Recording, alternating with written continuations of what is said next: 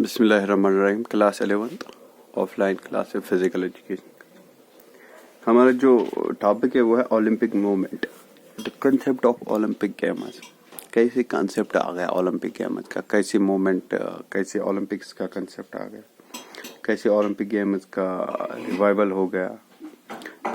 इससे पहले भी मैंने बताया था कि ओलंपिक मूवमेंट जो हुआ था इन एंशिएंट टाइम्स 700 BC में ग्रीस में एक जगह थी जिसका नाम था ओलंपिक विलेज था। वहाँ पे ऐसा हो गया कि वहाँ पे कुछ लोग एक रिलीजियस फेस्टिवल मनाया करते थे। उस रिलीजियस फेस्टिवल एक दिन का मनाया जाता था। उस दिन में वहाँ के लोग क्या करते थे, पार्टिसिपेट करते थे कुछ इवेंट्स जैसे म्यूजिक के, डांस के, थ्रोइंग के, जंपिंग के, पुशिंग पुलिंग के, ऐसे कुछ इवेंट्स भी ऑर्गेनाइज करते थे। After that it becomes much more famous, ये बहुत ज़्यादा फेमस बन गया। एंड फ्रॉम 776 BC इसको क्या ये फेस्टिवल ऑर्गेनाइज हुआ करता था। But later it was named as Olympics. इसी का नाम फिर ओलंपिक्स रखा गया। But it was known as the ancient Olympics. इसका नाम एंशिएंट ओलंपिक्स रखा गया। फिर बहुत सदियों तक, 1200 सालों तक ये फेस्टिवल चलता रहा। But after that Roman king Theodosius ने क्या किया, थियोडेसिस ने इसे इन्वेड किया एथेंस को, ग्रीस को। And after that they captured and plundered the whole area. After that the games were closed in 394 AD. But after a gap of 1000 years, 1500 years, एक French nobleman था who have a very good choice of games and sports. He was a very good participant और उसको बहुत ज़्यादा interest था इसमें। उसने जब वहाँ पैन एथलेटिक्स स्टेडियम जो हुआ करता था, it's among the wonders of the world, जो एथेंस में था पैन एथलेटिक्स स्टेडियम, तो वहाँ पे वो गए। उन्होंने वो खंडरात देखे, वहाँ पे वो वहाँ के स्टैचूज देखे, स्क्रिप्ट्स देखे, स्टैचूज देखे, ट्रेसेस देखे। उसे उन्होंने पाया कि दिस गेम्स वे आर मच मोर ब्यूटीफुल, और अगर इनका रिवाइवल हो जाए, क्यों ना हम इनका रिवाइवल करें। आफ्टर दैट उसने कुछ लोगों के साथ बात की, फिर इनको रिवाइव किया 1896 में। इनको रिवाइव किया। जब इनको रिवाइव किया तो पहली गेम्स वो हेल्ड हुआ करती थी वही पैन एथलेटिक्स स्टेडियम में। उसी को मॉडर्न ओलंपिक्स कहते हैं। क्या कहते हैं? Modern Olympics. फिर मॉडर्न ओलंपिक्स चलते गए।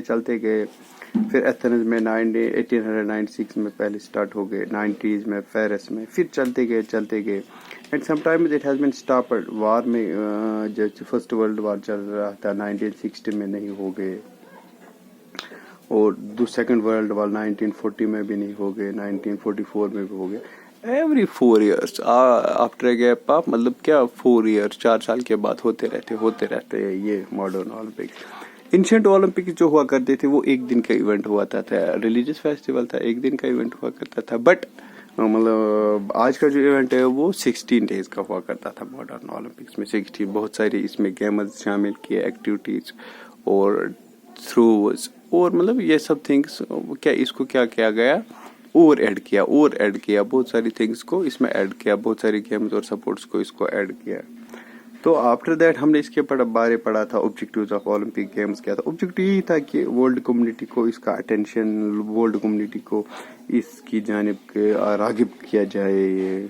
सेंस ऑफ लॉयल्टी लोगों में, कास्ट क्रीड का फ़र्क नहीं होना चाहिए, ब्रदरहुड होना चाहिए, लोग इसमें अंडरस्टैंडिंग होनी चाहिए।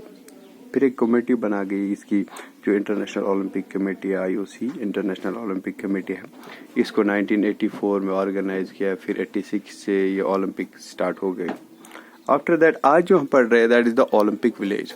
हुआ ये करता था कि जब ये ओलंपिक्स होस्ट हुआ करते थे तो there were the thousands of the athletes, participants जो हुआ करते थे, थाउजेंड्स ऑफ द वहाँ पे ऑफिशियल्स हुआ करते थे, चाहे रेफरीज, चाहे स्कोरर, चाहे डायरेक्टर्स, चाहे दिखने वाले, समथिंग लाइक दैट। तो उसके लिए जो ओलंपिक कमेटी हुआ करती थी, इंटरनेशनल ओलंपिक कमेटी, तो उसको क्या करना पड़ता था, उसको बहुत सारी बिल्डिंग्स, बहुत सारे हॉस्टल्स को, बहुत सारे बिल्डिंग्स को, बहुत सारे लॉजेस को, बहुत सारे होटल्स को रेंट पे लेना पड़ता था। फिर उनको बहुत ज़्यादा रेंट देना पड़ता था। फिर क्या करना पड़ता था, रेंट देना पड़ता। That was very costly for that. तो उसके बाद तो 1924 में पैरन-बेरारी क्यूबर्टन को एक आइडिया आए क्यों न हम एक ऐसे ही एज यूजुअल एक थोड़ा सा कुछ हट्स बनाए, ग्राउंड के पास ही जो स्टेडियम होगा उसके पास हट्स बनाए, ताकि जो हमारे ऑफिशियल्स होंगे, चाहे जो हमारे पार्टिसिपेंट्स होंगे, वो वही नज़दीक पे रहेंगे। एक तो इजीली एसेस हो जाएगा पार्टिसिपेशन के लिए, दूसरा वो हो जाएगा खर्चा भी कम आ जाए। तो उन्होंने एक कंसेप्ट दिया ओलंपिक विलेज का। फिर ओलंपिक विलेज बनाया गया 1924 में नियर द ओलंपिक पार्क के पास। मतलब village we are built for all participants या ऑफिशियल्स या एथलीट्स, ट्रेनर्स, कोच हुआ करते थे, अदर स्टाफ हुआ करते थे। ये पैरारी क्यूबर्टन जो फादर ऑफ मॉडर्न ओलंपिक्स का जिसको नाम दिया गया है पैरन-बेरारी क्यूबर्टन।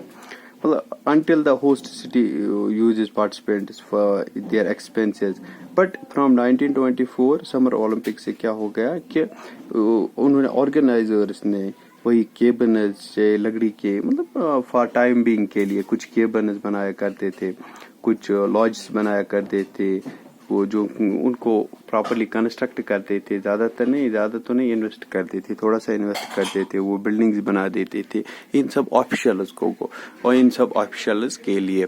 तो उसी वजह से क्या ओलंपिक विलेज फेमस हो गया। 1924 में तो ऐसे ही बना गया। फिर 1932 में जो ओलंपिक विलेज बना, that become the model Olympic village for all Olympic till now, आज तक। तो उसके बाद हम करते हैं ओलंपिक फ्लैग की बात, the term that are related to the Olympics. जैसे ओलंपिक फ्लैग की बात करेंगे हम, Olympic flag was designed by Pierre Coubertin. उसी ने ही, पेरारी क्यूबर्टन जो है फादर ऑफ मॉडर्न ओलंपिक जिसका माना जाता है, तो उसी ने ही मॉडर्न ओलंपिक्स को ऑर्गेनाइज किया।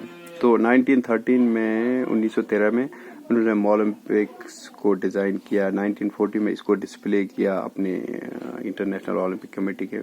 तो वो जो ओलंपिक फ्लैग होता है वो होता है वाइट बैकग्राउंड का, वाइट टेक्सचर मिल्क का होता है कपड़ा। तो इसमें देयर आर 5 इंटरलेटेड रिंग्स जो कि यहाँ पे मैंने बनाए हैं। 5 रिंग्स जो है यहाँ पे 1 2 3 4 5 रिंग्स का। First time it was displayed in 1920। जो 5 रिंग्स होते हैं, it defines the 5 continents, Asia, Africa, America, north America. तो क्या होता है, जैसे कि 5 कंटिनेंट्स को ये करता है, these are the different colours, जैसे कि America continent, Africa, Australia, Asia, Europe. तो these are the 5 continents that displayed on this ये ओलंपिक फ्लैग। और इनके कलर्स भी अलग होते हैं, वो मैं कल पढ़ाऊंगा 5 कलर्स के होते हैं। Each colour represents each continent. जो व्हाइट कलर होता है, बैकग्राउंड होता है, that signifies the peace, sincerity and purity of spirit. The ring symbolise the union of the 5 continents, के एक दूसरे से इंटरलिंक्ड है ये रिंग्स। तो ये सिंबलाइज करते हैं कि ऑल द कंटिनेंट्स और all the contents are मतलब क्या इंटरलिंक्ड और unioned over the world, over the display. इसके बाद है ओलंपिक आइडियल। ओलंपिक आइडियल क्या होता है? ओलंपिक आइडियल होता है the motive of the Olympic. The motive of the Olympic is simple. The important thing in the Olympics is to not to win, क्या हम ओलंपिक्स आ रहे और गोल्ड मेडल लिए थे, but it's important to take part. The important thing is not to trump but to struggle. Important चीज ये नहीं है कि हम विन हो जाए, हम दूसरे को हराए, but the important thing is that is to struggle for our existence, struggle for our performance. The essential thing is that not we have to conquer, but we have to fight very well. That's very important. कल हम इसके आगे